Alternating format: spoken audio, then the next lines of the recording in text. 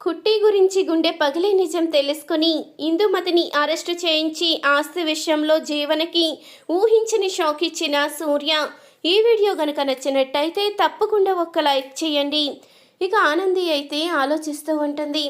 సూర్యబాబుని bail మీద అయితే ఎలాగో బయటికి తీసుకురాగలిగాను, కానీ సూర్యబాబు ఏ తప్పు చెయ్యలేదని ఎలా నిరూపించాలి, సాక్ష్యాలన్నీ నేను ఎలా సంపాదించాలి, సూర్యబాబుని కేసులో ఇరికించింది ఎవరో ఎలా తెలుసుకోవాలి అంటూ ఆలోచిస్తూ ఉంటుంది ఆనంది. ఇక మరొక వైపు జీవనైతే కోపంతో రగిలిపోతూ ఉంటుంది. ఇదంతా మా పెద్దమ్మ కారణంగానే. నేను గనుక వేరే లాయర్ని పెట్టుంటే ఖచ్చితంగా ఈ కేసులో ఓడిపోయి ఉండేవారు. డాడీ శాశ్వతంగా జైల్లో ఉండేవాడు. అప్పుడు ఆస్తి నా పేరుకు వచ్చుండేది. ఇప్పుడు ఆనంది ఈ కేసు వాదించడం వల్ల అందరి దృష్టిలో ఆనంది ఒక దేవత అయిపోయింది. నేను అందరి దృష్టిలో ఎందుకు పనికిరాని దాల్లా నిలబడవలసి వచ్చింది.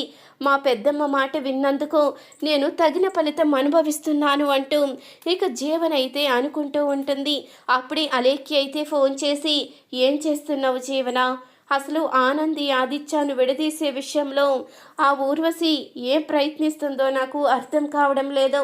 ఇక్కడ ఆనంది ఆదిత్య ఇద్దరు కూడా ఎంతో సంతోషంగా మాట్లాడుకుంటున్నారు అంటూ అనంగానే, ఏంటి నువ్వు మాట్లాడేది? వాళ్ళిద్దరూ కలిసి సంతోషంగా మాట్లాడుకోవడం ఏంటి అంటూ అడుగుతూ ఉంటుంది. జీవనైతే, అవును, వాళ్ళిద్దరిని ఇప్పుడే నేను రెస్టారెంట్లో చూశాను. వాళ్ళిద్దరూ ఎంతో సంతోషంగా మాట్లాడుకుంటున్నారు. ఆనంది కేసు గెలవడానికి కారణం ఎవరో తెలుసా? ఆదిత్యాయే కోర్టు దగ్గర ఆనందికి హెల్ప్ చేశాడంట. వాళ్ళిద్దరూ మాట్లాడుకుంటుంటే విన్నాను అంటూ అనంగానే, అవునా, ఇదంతా చేసింది ఆదిత్యాయ, ఇప్పుడు చెప్తాను అంటూ జీవనైతిక సునంద దగ్గరికి అయితే వెళ్తుంది. అత్తయ్యగారు, ఈరోజు ఏం జరిగిందో మీరు తెలుసుకోకపోతే బావగారు ఖచ్చితంగా మనకి దూరం అయిపోతారు. ఆ ఆనంది తను వేసే ప్లాన్ తను చేస్తుంది అంటూ అనంగానే, ఏంటి నువ్వేం మాట్లాడుతున్నావో నాకు అర్థం కావడం లేదు అంటూ సునంద అయితే చెప్తూ ఉంటుంది. నేను చెప్పేది నిజం అత్తయ్య. మా డాడీని విడిపించడానికి ఆదిత్య బావగారే ఆనందికి సహాయం చేశారు కాబట్టి ఆనంది ఆ కేసులో గెలిచింది. మా డాడీని బయటికి తీసుకురాగలిగింది. చూసారా ఎలా ఆదిత్య గారు తనకి సహాయం చేసేలా చేసుకుని ఎలా విర్రవీగుతుందో అంటూ అనంగానే, జీవన, నాకొక్క విషయం అర్థం కావడం లేదు.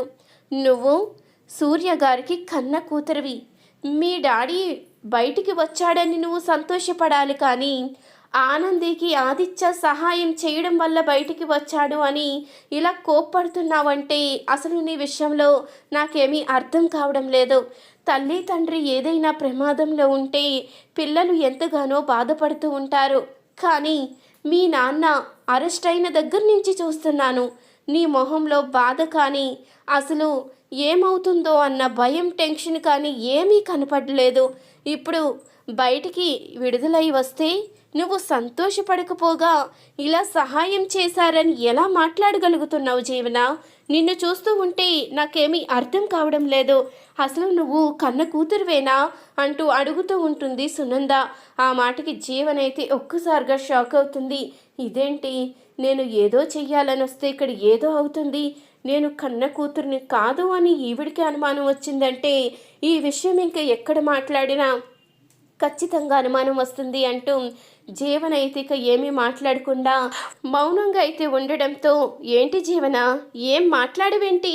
నేను అడిగిన దాంట్లో తప్పుందా అంటూ సునంద అడిగేసరికి, అబ్బే ఏమీ లేదు అత్తయ్య, అంటే బావగారు ఆనంది కలిసి పనిచేశారన్న ఒకే ఒక్క కారణంతో మీకు చెప్పాను తప్ప మా నాన్న బయటికి రావడం నాకెందుకు ఆనందంగా ఉండదు అంటూ ఇక చెప్తూ ఉంటుంది జీవనైతే. ఇంతలో మరొక వైపు జ్యోతి అయితే సూర్యతో మాట్లాడుతూ ఉంటుంది.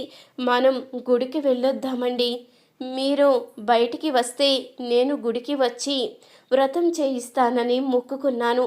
మనిద్దరం కలిసి గుడికి వెళ్ళాలి అంటూ అనంగానే, సరే జ్యోతి, నీ మాట ఎందుకు కాదంటాను. మొన్న నీ మాట కాదని బయటికి వెళ్ళినందుకే ఇంతగా శిక్ష అనుభవించాను. ఇక మీదట ఎప్పుడూ కూడా నీ మాట కాదనను అంటూ సూర్య అయితే చెప్తూ ఉంటాడు. జరిగింది వదిలేయండి. మనం గుడికి వెళ్దాము, మనసు కొంచెం ప్రశాంతంగా ఉంటుంది అంటూ జ్యోతి అనంగానే ఇక సూర్య కూడా రెడీ అవుతాడు. జ్యోతి సూర్య ఇద్దరూ కూడా గుడికి అయితే వెళ్తారు.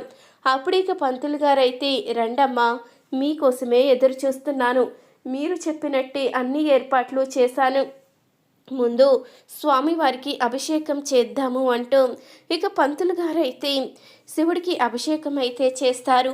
అప్పుడు ఇక పంతులు గారైతే జ్యోతి సూర్యతో చెప్తూ ఉంటారు, మీరు నేను చెప్పింది ఒక్కసారి వినండి. ఇప్పటి వరకు మీ దగ్గర ఈ విషయాన్ని దాచిపెట్టడానికి చాలా కారణాలున్నాయి, కానీ ఇప్పుడు బయట పెట్టే సమయం వచ్చింది కాబట్టి మీ దగ్గర నిజాన్ని బయట పెడుతున్నాను. నాకు ఆ శివయ్య ఆజ్ఞ దొరికింది కాబట్టి మీ దగ్గర ఈ విషయాన్ని చెప్తున్నాను అంటూ ఇక పంతులు గారైతే అంటూ ఉండగా అప్పుడే జ్యోతి సూర్య అయితే అడుగుతూ ఉంటారు, ఏమైంది పంతులు గారు, ఏం జరిగింది అంటూ అనంగానే ఇక పూజారి తాత అయితే చెప్పడం మొదలు పెడతాడు, మీరు అనుకుంటున్నట్టు మీ కన్న కూతురు జీవన కాదు, మీ కన్న కూతురు కుట్టియే. ఈ విషయం ఇన్ని సంవత్సరాలు చెప్పకపోవడానికి కారణం ఉంది. ఎందుకంటే ఒక స్వామీజీ కుట్టి మిమ్మల్ని అమ్మా నాన్నని పిలిస్తే జ్యోతి గారికి ప్రాణగండం ఉందని చెప్పారు. ఆ కారణంగానే కుట్టి ఇన్ని సంవత్సరాలు కూడా తను మీ కన్న కూతురని కానీ మిమ్మల్ని అమ్మా నాన్నని పిలవడానికి కానీ అసలు ముందుకి రాలేదు. తనే అసలైన వారసురాలని కూడా చెప్పలేదు. మీరు బాధపడకూడదని, కూతురు దూరమైందన్న బాధలో ఎక్కడ ఏమైపోతారన్న భయంతో తన ప్లేస్లోకి మళ్ళీ అనే అమ్మాయిని తీసుకువచ్చి పెట్టింది. ఇవన్నీ కూడా ఆనందికి తెలుసు. కానీ ఇవన్నీ చెప్తే ఎక్కడ ప్రమాదం జరుగుతుందని ఇప్పటి వరకు ఎవరు తనని అనాథ అని అవమానించినా, లేబర్ కుటుంబం నుంచి వచ్చిందని ఎన్నో మాటలన్నా మాట్లాడకుండా మౌనంగా ఉంది. కానీ నాకు తెలిసిన నిజమేంటంటే ఆ స్వామీజీ ద్వారా బలవంతంగా ఇలా చెప్పించింది ఇందుమతి గారని తెలిసింది. ఆ ఇందుమతి గారి కారణంగానే ఈరోజు మీకు కుట్టి దూరమైంది అంటూ మొత్తం జరిగిందంతా పూజారి తాత అయితే జ్యోతి సూర్యతో చెప్పంగానే జ్యోతి సూర్య అయితే కన్నీళ్లు పెట్టుకుంటూ ఉంటారు. మా కన్న బిడ్డను మేమే గుర్తించలేకపోయామా, తనకి ఇన్ని సంవత్సరాలుగా ఇంత శిక్ష వేశామా అంటూ ఎంతగానో బాధపడుతూ ఉంటారు. ఇందుమతి గారు చేసిన పనులన్నీ కూడా ఇక పూజారి తాత బయట పెట్టడంతో సూర్య అయితే చాలా కోపంతో రగిలిపోతూ ఉంటాడు. మా కన్న బిడ్డ మాకు దూరం అవడానికి కారణమైన ఆ మనసుని క్షమించేదే లేదు అంటూ ఇక ఇందుమతిని అయితే సూర్య అరెస్టు చేయిస్తాడు.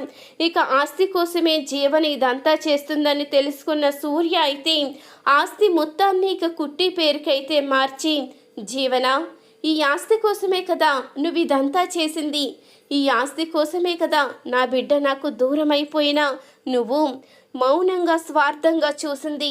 అందుకని ఏ ఆస్తి కోసమైతే నువ్వు ఇదంతా చేశావో అదే ఆస్తిని నా కూతురు పేరున రాస్తున్నాను అంటూ ఇక కుట్టి పేరున ఆస్తి మొత్తం రాసి జీవనకైతే దిమ్మ తిరిగే షాక్ ఇస్తాడు సూర్య. నిజంగా చెప్తున్నాను, కుట్టి ఏమీ కన్న కూతురని నాకు అస్సలు తెలీదు. నన్ను తీసుకువచ్చి మీ ఇంట్లో పెట్టింది కుట్టియే, కానీ కుట్టి ఇంటి వారసురాలని నాకు ఎప్పటి వరకు తెలియదు అంటూ జీవన అయితే చెప్తూ ఉంటుంది. అప్పుడే ఇంతలో ఇక ఆనంది అయితే వస్తుంది. ఆనంది రాగానే అప్పుడే జ్యోతి సూర్య ఇద్దరు కూడా ఆనందినైతే దగ్గరికి తీసుకుని, ఇన్నాళ్ళు నువ్వే మా కన్న కూతురువని గుర్తించలేకపోయామమ్మా, మమ్మల్ని క్షమించు, మేము చాలా పెద్ద తప్పు చేశాము. ఏ తల్లి తండ్రి అయినా తన బిడ్డ క్షేమంగా ఉండాలని, తన కూతురు ఏ కష్టం పడకుండా అల్లారు ముద్దుగా పెరగాలని అనుకుంటారు. కానీ మా కడుపును పుట్టిన పాపానికి నువ్వు అన్ని కష్టాలే పడ్డావు, ఎంతో శిక్షలు అనుభవించావు.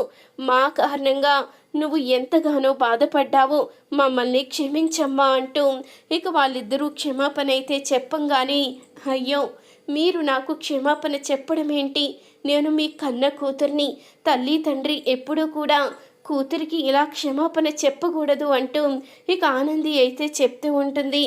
మీరు అనుకుంటున్నట్టు జీవనకి నేనే ఇంటి వారసురాలని తెలియదు. నా విషయంలో తను ఎన్నో తప్పులు చేసింది, అది నిజమే. కానీ నేను ఇంటి వారసురాలని మాత్రం దానికి తెలీదు. తనని క్షమించండి అంటూ ఆనంది అయితే ఇక జ్యోతి సూర్యనైతే అడుగుతూ ఉంటుంది. ఆనంది మంచి మనసు తెలుసుకున్న జీవన అయితే ఇక ఆనందికి క్షమాపణ అయితే చెప్తుంది. ఈ వీడియో గనుక నచ్చితే తప్పకుండా ఒక లైక్ చేయండి.